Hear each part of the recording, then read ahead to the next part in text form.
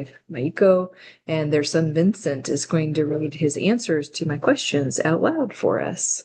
Maiko, can you tell us a little bit about Christopher? Yes. Yeah. So this is my husband, Christopher Corleone. He was diagnosed with ALS in 2017. We have 4 children. He's a great father. When our kids were little, he involved all the kids' activity from soccer to school, everything. And he retired from the Navy. And he loved watching football. And as you can see, he's a big Eagles fan. And his spare time, he likes to study about the Bible. And he already wrote the 3 books so far after he diagnosed with ALS using the iGet.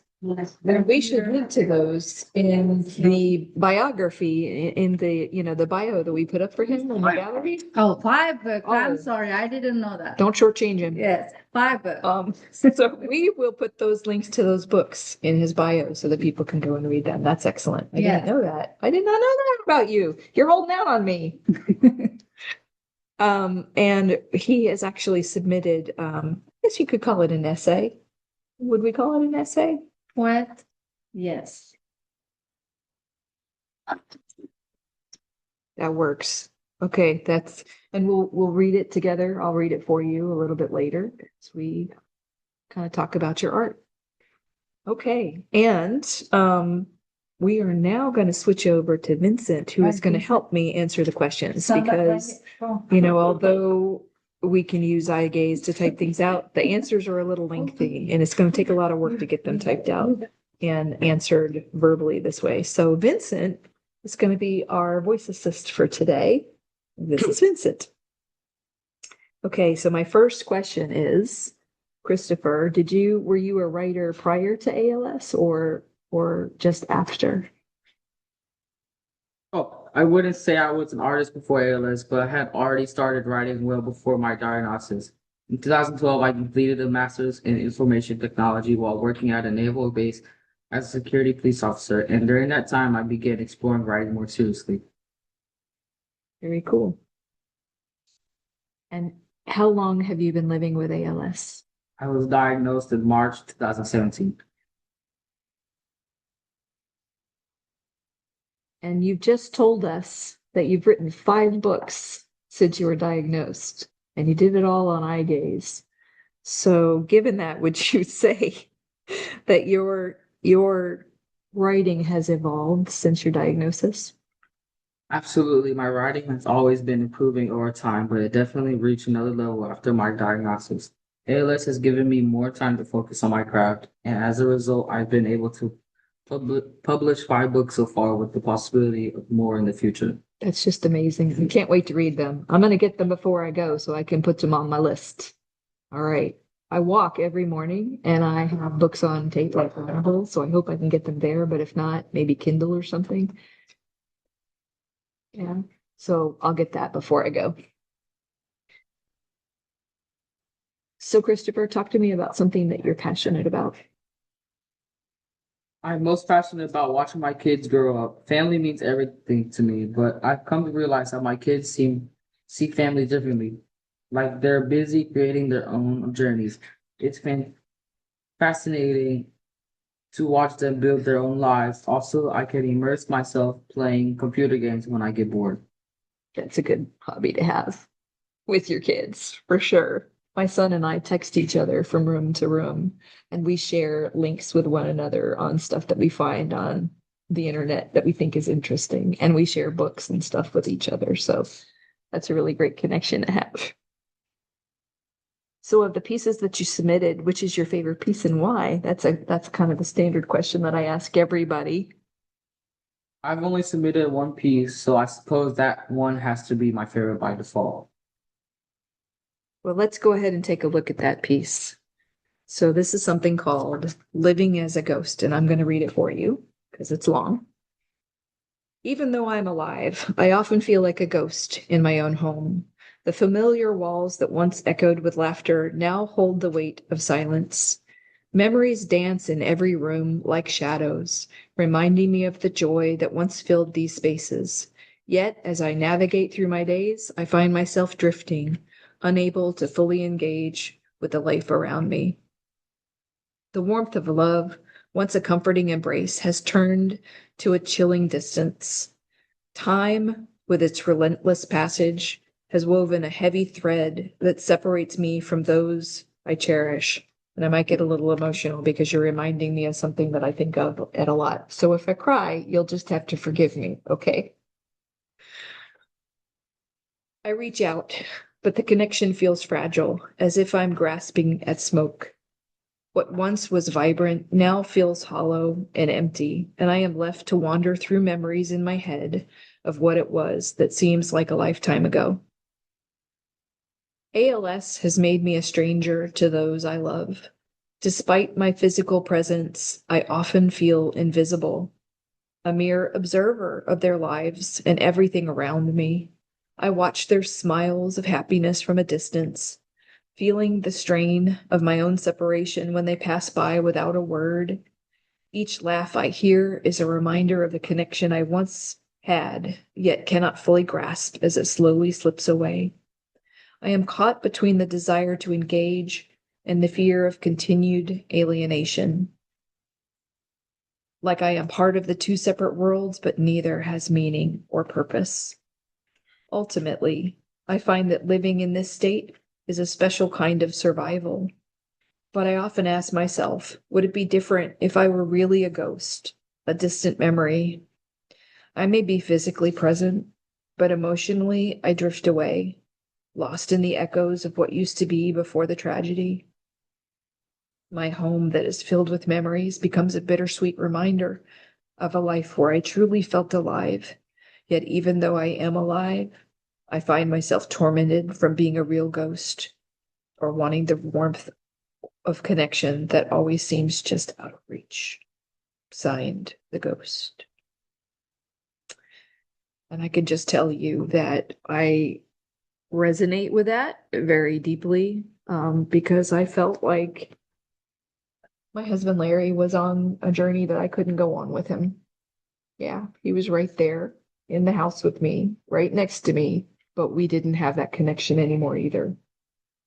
Yeah, and it's a really hard thing. We talk about that loss of connection and the loss of friends and the loss of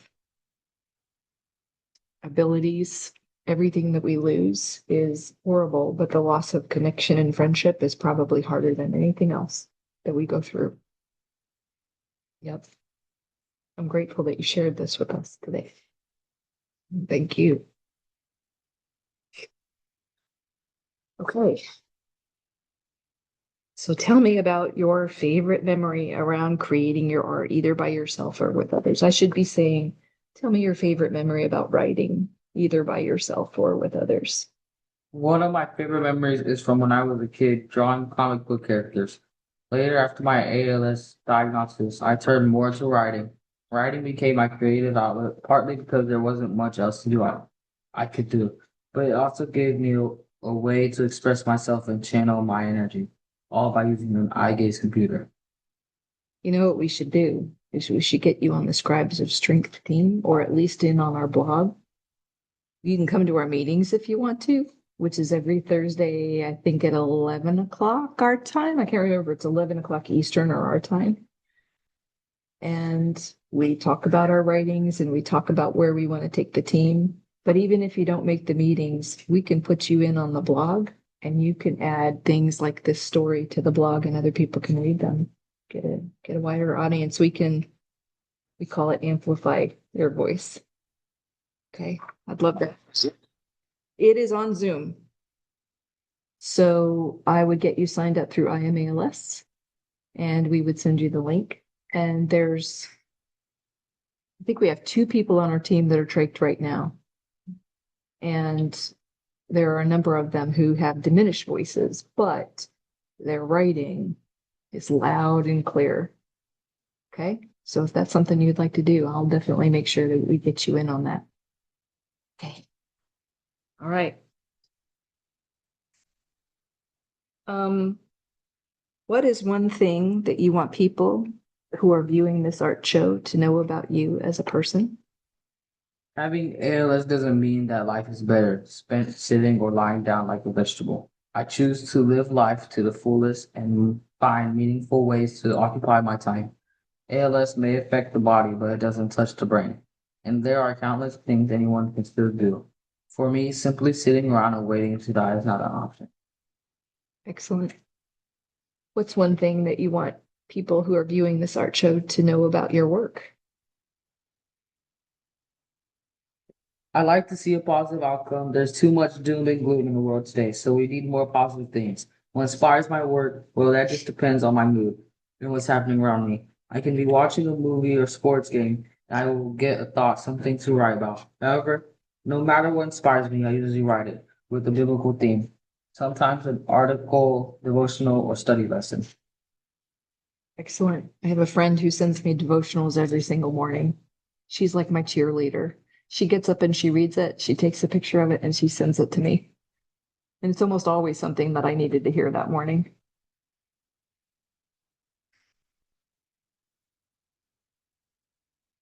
Let's see, what's my next question? It's harder to keep track when I can't look at the screen at the same time that I'm looking at you. So, Christopher, what does it mean to you to be able to share, to produce and share your writing with others? It means a great deal to me, especially knowing that many others in my position are able to express themselves the way I can.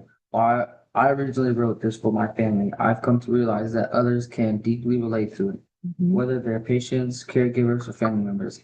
It offers a glimpse into the inner thoughts and experiences of someone living with the ALS human shell, providing a deeper understanding of what this journey truly feels like.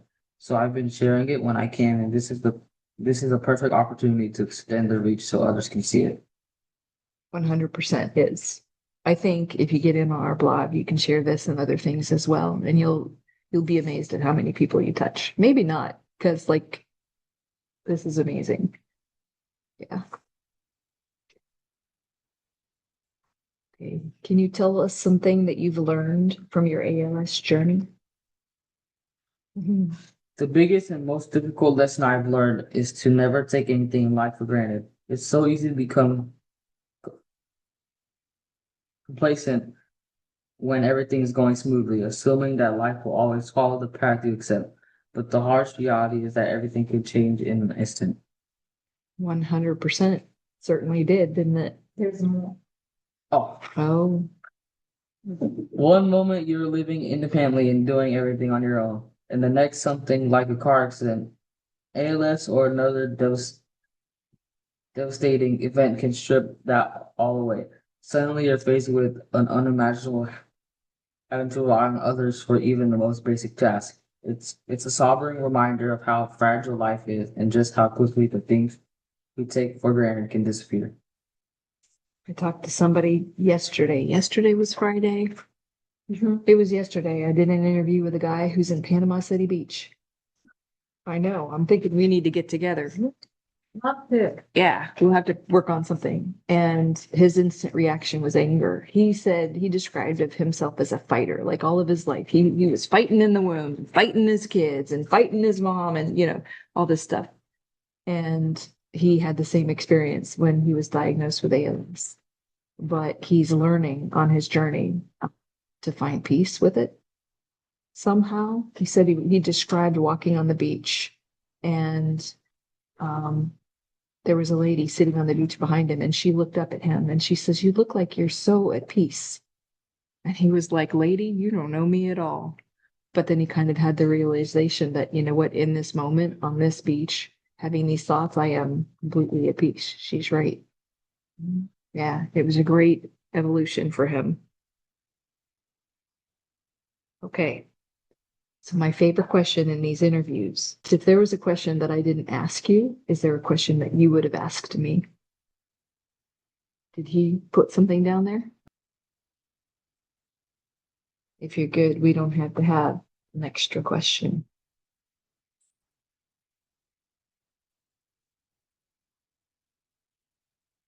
Like if I got ALS, yeah. I don't know that I would handle it any better than any other person handles it. Um, I will tell you that I have three children. Two of them are adults, and one is 19 years old. He's almost an adult. And with the experience that we went through, I have arranged my affairs so that if I get sick, they are not going to be the ones taking care of me, that I have asked them not to.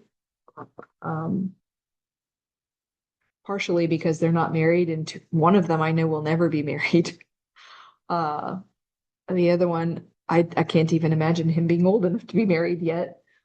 Um, I think I think I might do what my friend Brandy did and put myself in a facility, like just divest myself of everything, put myself in a facility and let them take care of me as opposed to my family having to do it because I know how hard it is. But I don't know. Maybe my family would say, nope, you're not doing that. Right. And I might just have to suck it up and let them do it.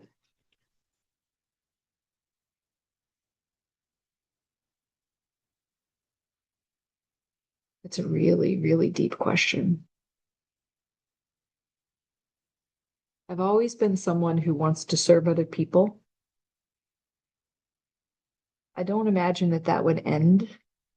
I imagine that I would still want to give back to people, whether it be by participating in support groups like I do now or advocacy like I do now.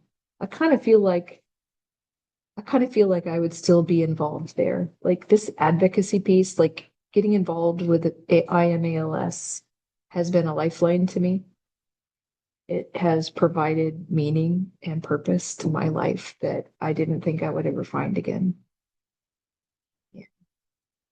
There's there are people that are worse off than me, but there are people that need me. Like this journey is impossible to do alone. There's not one person on this earth that could do this by themselves. That's one thing that I've learned. And I always want to be somebody that is there, not just offering thoughts and prayers, which thank you very much, I'll take them. But I've been on call 24/7 for the last week, and I really need somebody to come over to the house and sit with my husband so I can take a shower and take a nap. Like, I want to be that person for other people. I want to be that person that goes to the grocery store for you or sits with the person while you go to the grocery store because you haven't been in the house in a week, or reads what you wrote, Christopher, and has a conversation with you about it and tell you how deeply it impacts me. Like that's what I want to be doing for the rest of my life. So even if I got a diagnosis like this, I think I would still do that to the best of my ability. I know so many ALS warriors that are in the community doing just that.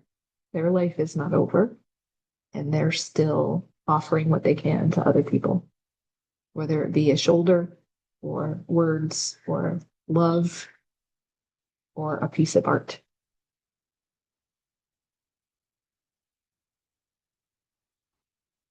Yeah.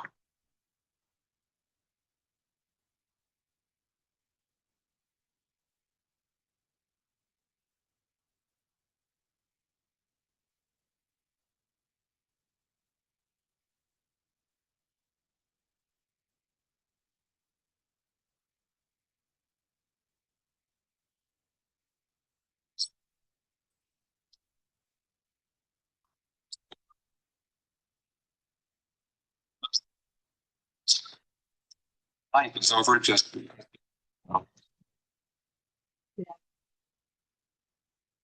I think, you and I were talking earlier about the friend who was mentioning how her husband with FTD had lost his humanity. And I think that too many people equate their success in life and their worldly things and um, their capabilities, their job as who they are. Like I was one of those people for sure that my job was everything. That's where I found my success. That's where I found accolades, you know. Um, and when you go through a journey like this, you realize those people those things are not important. Your friendships that you find at work, those are important. The connections you make with people, those are important. The connection that we're having right now, that is important. But whether you are capable of typing on a typewriter versus typing on eye gaze, or, you're stuck in a chair and you're trached, and those things are difficult. But those things are not important. Like, those connections are important. It's kind of how I feel about it. And so, I mean, you asked me a question I've never had to ask myself, ever. It's probably not something you ever considered before either. It's not something even after going through what I went through, it never once crossed my mind that I might have to ask myself that question. What would I do? I have met so many amazing people, though, doing this show that, like you, know that there's still a lot left and they're not giving up.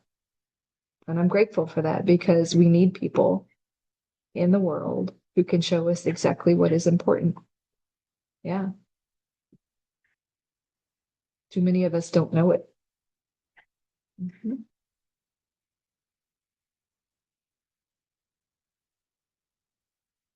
I can just say thank you for being here with us. I'm really grateful for the chance to get to know you and read your writing, and I'm looking forward to reading more.